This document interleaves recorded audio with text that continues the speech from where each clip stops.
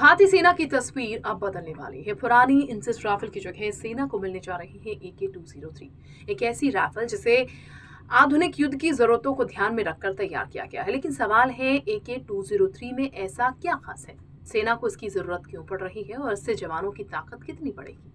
आइए आसान भाषा में आपको समझाते हैं। पहला सवाल ये है कि AK-203 आखिर है क्या? तो देखिए, AK-203 मशहूर AK-47 परिवार की आधुनिक राइफल है। इसे भारत और रूस के सहयोग से भारत में तैयार किया जा रहा है। इसकी खासियत है इसका मजबूत और भरोसेमंद डिजाइन, यानी कि कठिन मौसम, धूल, मिट्टी और अलग अलग ऑपरेशनल परिस्थितियों में भी इसे भरोसेमंद तरीके से इस्तेमाल करने के लिए बनाया गया है। भारत में इसका उत्पादन अमेठी के कोरबा स्थित Indo Russian rifles private limited plant में किया जा रहा है। अब सवाल है, इंसस को क्यों बदला जा रहा है? इंसस यानी कि इंडियन स्मॉल आर्म्स सिस्टम लंबे समय तक भारतीय सेना की प्रमुख राइफल रही है, लेकिन समय के साथ युद्ध का तरीका बदला।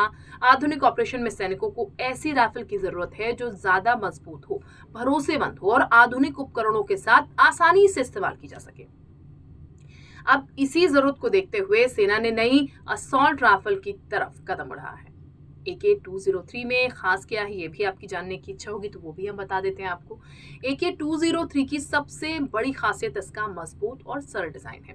इसके साथ आधुनिक ऑप्टिकल और अन्य उपकरण लगाए जा सकते हैं, जैसे कि जिससे सैनिक अलग अलग परिस्थितियों में ज्यादा प्रभावी तरीके से ऑपरेशन कर सके। इसका वजन और डिजाइन भी सैनिकों की जरूरतों को ध्यान में रखकर तैयार किया गया है। यानी मकसद सिर्फ पुरानी राइफल को बदलना नहीं है, बल्कि भारतीय सैनिकों को आधुनिक युद्ध के हिसाब से बेहतर हथियार देना है। लेकिन क्या इसका मतलब है कि पूरी सेना ही इंसस तुरंत हट जाएगी, यानी कि पूरी सेना की जो इंसस है उसको हटा दिया जाएगा? तो अगर आप ऐसा सोच रहे हैं तो ऐसा नहीं है। ये बदलाव चरणबद्ध तरीके से होगा, एक प्रोसेस होगी। सेना में अलग अलग तरह के हथियारों का इस्तेमाल जरूरत और यूनिट की भूमिका के हिसाब से होता है। AK-203 की बड़े पैमाने पर उपलब्धता बढ़ने के साथ धीरे धीरे जो पुरानी राइफल्स हैं उन पर निर्भरता कम करने की दिशा में कदम बढ़ेगा। इसका भारत के लिए दूसरा बड़ा फायदा क्या है? सबसे बड़ा फायदा है देश में उत्पादन। AK-203 का निर्माण भारत में होने से हथियारों के मामले में विदेशी निर्भरता कम करने की दिशा में मदद मिलेगी। यानी सिर्फ सेना के आधुनिकीकरण की कहानी नहीं है, बल्कि मेक इन इंडिया और रक्षा आत्मनिर्भरता से भी जुड़ी हुई है। और सबसे अहम बात क्या है? अहम बात यह कि भारत सिर्फ हथियार खरीदने की बजाय उन्हें देश में बनाने की क्षमता बढ़ा रहा है। तो जवानों के लिए इसका मतलब क्या है? सीधी भाषा में अगर हम कहें, समझे, तो सेना को ऐसी राइफल चाहिए जो भरोसेमंद हो, आधुनिक भी हो, उपकरणों के साथ इस्तेमाल हो सके और कठिन परिस्थिति में सैनिक का साथ दे। अब AK-203 इसी बदलाव का हिस्सा है। AK-203 सिर्फ एक नई राइफल नहीं है, ये भारतीय सेना के हथियारों के आधुनिकीकरण, स्वदेशी रक्षा उत्पादन और बदलते युद्ध के हिसाब से तैयारी का हिस्सा है।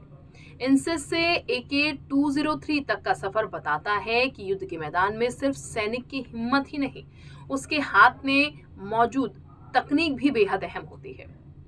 देखना यह है कि AK-203 की तैनाती बदलने के साथ भारतीय सेना की मारक क्षमता और ऑपरेशनल तैयारी में कितना बदलाव आता है। क्योंकि देखिए, सेना मजबूत रहेगी तभी सेना का मनोबल बढ़ा रहेगा, और सेना के मनोबल बढ़ने से आप ये समझिएगा कि हम सुरक्षित हैं, क्योंकि सेना के पास अगर टेक्नोलॉजी वाइज चीजें जो हैं वो डेवलप तरीके से पहुंचेगी, और खासकर हथियार जिनकी उन्हें हमेशा जरूरत होती है अपनी सुरक्षा के लिए, अपने देश की सुरक्षा के लिए, तो वो हथियार जो है वो टेक्नोलॉजी वाइज जो है एडवांस होने ही चाहिए। वो इतने एडवांस होने चाहिए कि वो भरोसे पर रहे पूरा, कि ये हथियार जब वो चलाएंगे तो सामने वाला दुश्मन जो है वो बच नहीं पाएगा। और यही कोशिश जो है फिलहाल कह सकते हैं AK-203 की तरफ से इस वक्त हो रही है। जब ये दी जाएगी, स्लॉट बटेगा, क्योंकि जैसा कि मैंने पहले भी कहा, एकदम सारी राइफल्स चेंज नहीं हो जाएंगी, जगह के हिसाब से, नीड के हिसाब से ये चीजें होंगी। लेकिन हाँ,